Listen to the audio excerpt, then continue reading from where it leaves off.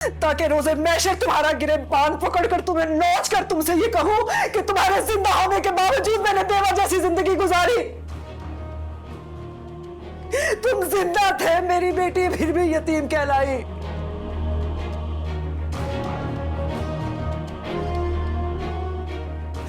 उस मासूम ने सारी जिंदगी यतीमी के ताने सुने। दिलावर मरने वालों पर तो किसी न किसी दिन सब्र आ जाता है, लेकिन जो जिंदा उस पर सब्र कैसे करती मैं।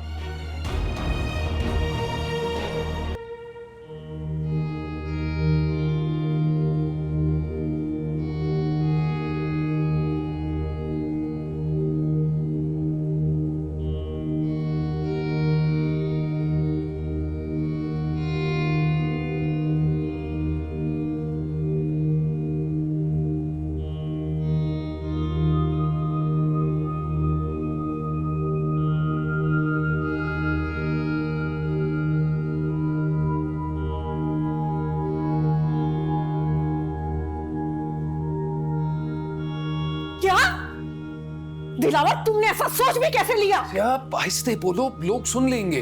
मैं चाहती हूं कि सब सुने, ताकि सबको पता चले कि तुम कितने बड़े धोखेबाज हो। प्यार का इकरार मुनीसा मैडम ने ही किया है आसिया।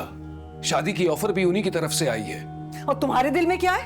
हाँ, मुझे यकीन नहीं हो रहा कि तुम ऐसा सोच भी कैसे सकती हो। क्या वाकई तुम्हें लगता है कि मैं तुमसे बेवफाई कर सकता हूं? जब तक मर्द हिम्मत ना देना, औरत इतना आगे का कभी सोच भी नहीं सकती। एक दो बार पहले भी वो प्यार का इकरार कर चुकी है, लेकिन तुम्हारी कसम आसिया, मैंने ऐसा उनसे कभी नहीं कहा कि मैं भी उनके लिए वही महसूस करता हूं जो वो मेरे लिए महसूस करती हैं। तो क्या वो नहीं जानती कि तुम शादीशुदा हो और तुम्हारी 2 बेटियां भी हैं? वो सब जानती हैं। और इसके बावजूद वो दूसरी औरत का घर बर्बाद करना चाहती है। आसिया, खुदा के लिए समझने की कोशिश करो, हमारी जिंदगी बदल जाएगी।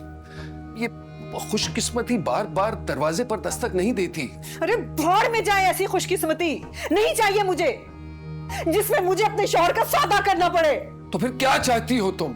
कि जिंदगी यूं सिसक कर गुजारें, पैसे पैसे का हिसाब करते रहें? तो क्या तुम्हारे लिए ये सब कुछ करना आसान है? तुम्हें अंदाजा नहीं कि मैं अपने दिल पर कितना बड़ा पत्थर रख रहा हूं। आसिया, ये मैं हमारे लिए कर रहा हूं आसिया, हमारे बच्चों के लिए। देखो, समझने की कोशिश करो।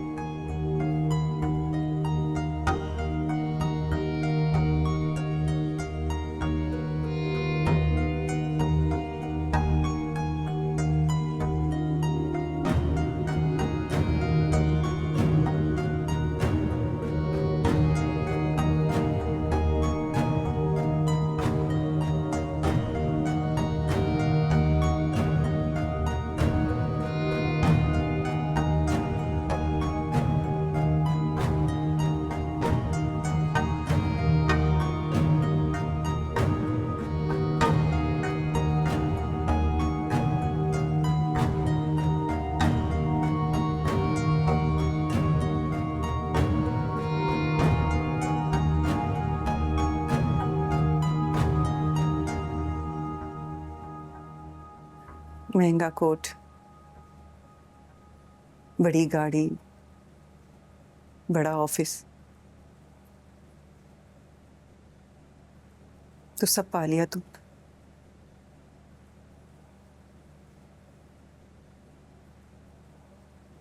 या फिर सब पाकर भी कुछ नहीं पाया तुम।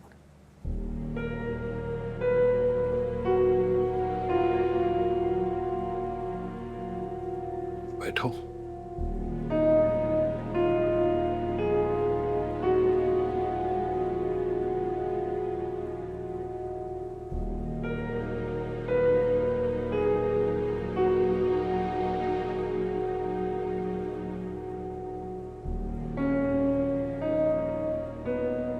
कहां चली गई थी तुम आसिया?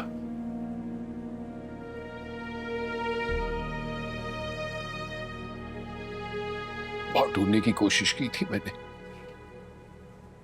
मेरा यकीन करो, शहर का ऐसा कोई कोना नहीं था जहां मैंने तुम्हें नहीं ढूंढा।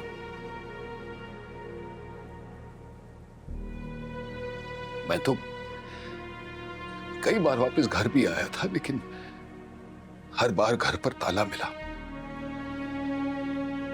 जो घर उजड़ जाए वहां ताले ही लगा करते।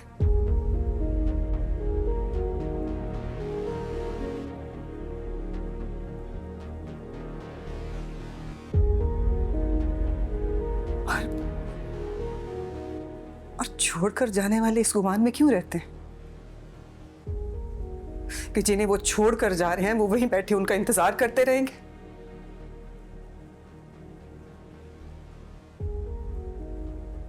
छोड़कर कौन गया था ये तुम बहुत अच्छी तरह जानते हो।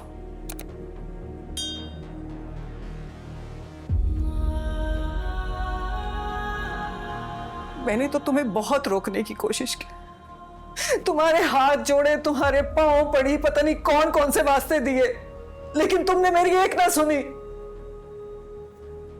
क्योंकि तुम्हारा दिल, तुम्हारा दिमाग, तुम्हारी आंखें सब पत्थर की हो चुकी थी।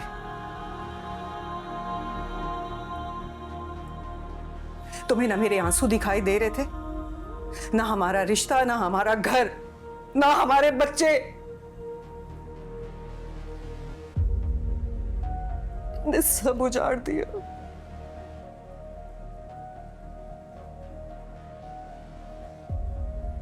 हर रिश्ते का सौदा किया तुमने।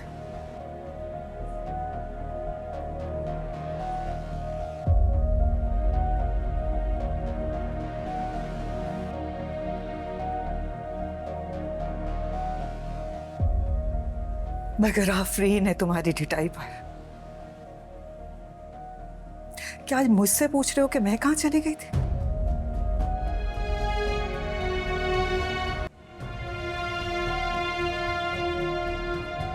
मैं अपनी बेटी को तुम जैसे शख्स के शर से बचाने के लिए वो घर, वो मोहल्ला, वो शहर छोड़कर आ गई थी। मैं एक बेटी को खोने के बाद दूसरी बेटी को नहीं खोना चाहती थी, और मैं जानती थी कि तुम जिस दिन भी वापस आओगे फिर से मेरे दोनों हाथ खाली कर दोगे।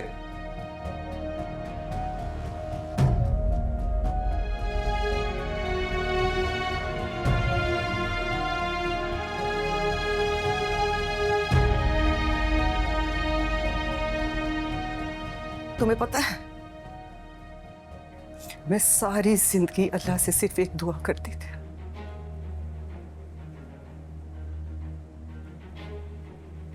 कि जीते जी कभी तुम्हारा सामना ना हो।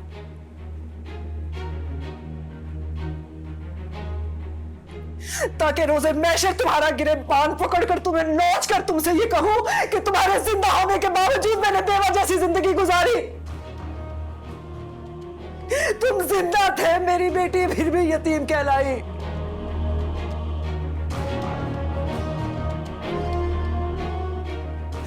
उस मासूम ने सारी जिंदगी यतीमी के ताने सुने। दिलावर मरने वालों पर तो किसी न किसी दिन सब्र आ जाता है, लेकिन जो जिंदा उस पर सब्र कैसे करती मैं?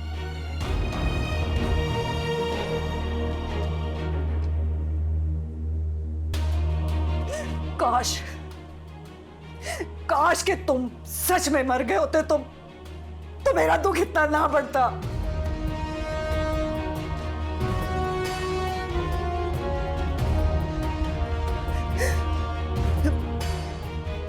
मैंने सोचा था कि अल्लाह के सामने तुमसे अपने एक एक आंसू का हिसाब लूंगी मैं।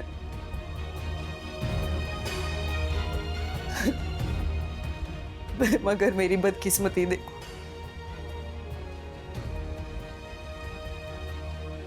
बदकिस्मती देखो कि जीते जी फिर से तुम्हारा सामना करना पड़ा।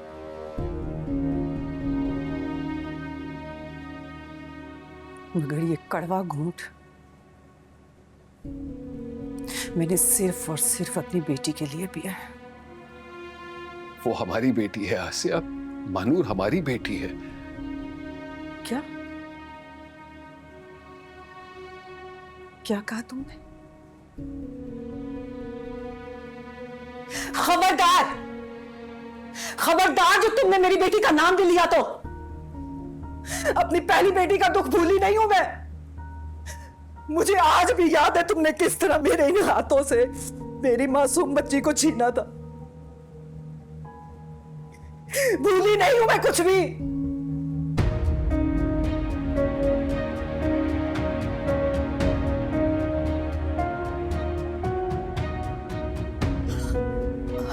हर रोज मां नूर को सुलाते हुए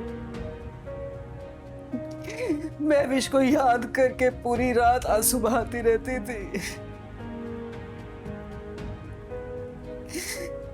कि पता नहीं मेरी बेटी कहाँ होगी, किस हाल में होगी।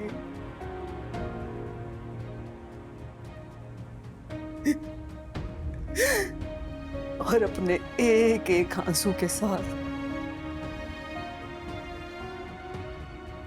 तुम्हें बद्दुआएं दिया करती थी।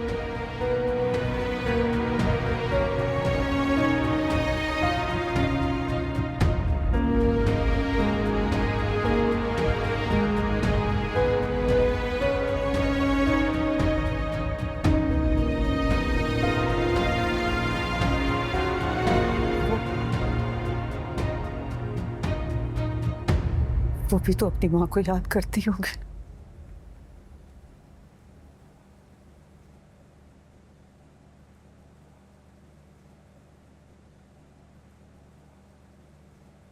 तुमने क्या बताया उसकी माँ के बारे में?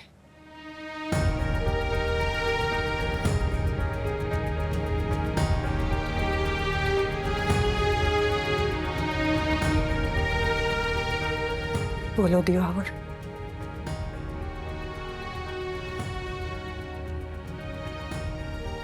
तुमने क्या कहा उससे?